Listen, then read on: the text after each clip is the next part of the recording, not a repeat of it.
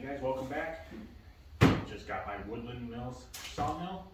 It's the HM122 with the 9.5 horse Kohler engine. We're gonna go ahead and get it unboxed.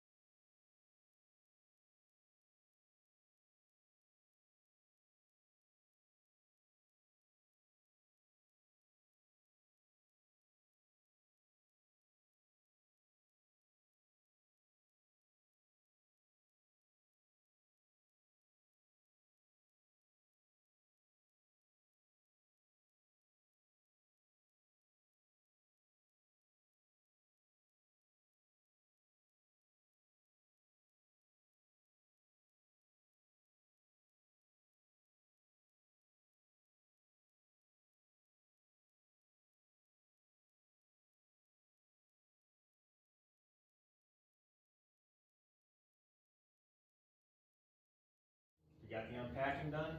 Looks like everything's here, nothing's missing.